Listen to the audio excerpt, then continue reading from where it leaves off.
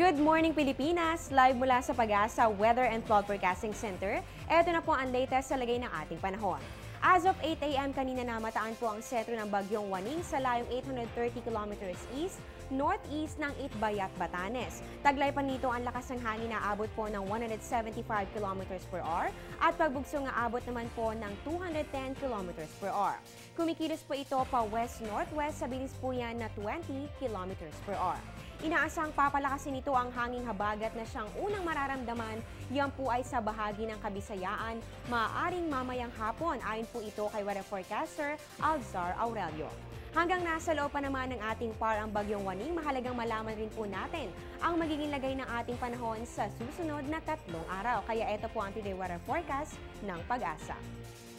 Para po dyan sa Baguio City, magiging maulan po ang panahon dyan simula po bukas hanggang sa linggo, kaya po ihanda ang mga payong at makapal na jacket para hindi po kayo magkasakit. Para naman po sa atin sa Metro Manila, mas malaki po ang chance of rain na mararanasan natin. Yan po ay simula bukas, pero po sa Saturday magkakaroon naman po tayo ng improvement.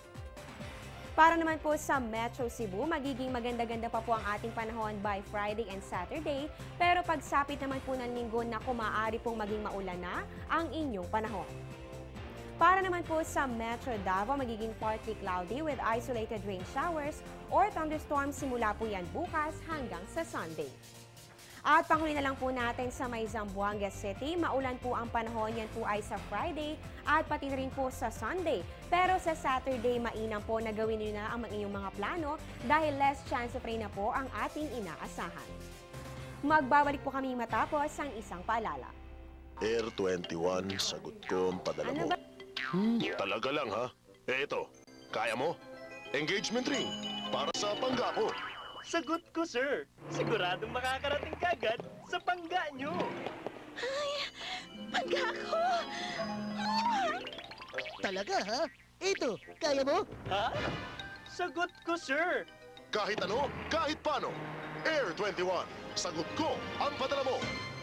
Mga kababayan, naglabas po ng thunderstorm watch ang Pag-asa at ayon po dito, posible po ang pagkakaroon ng thunderstorm sa Metro Cebu sa loob po yan ng 12 oras. Kaya po lahat ay inaabisuhan na mag-monitor po sa mga updates.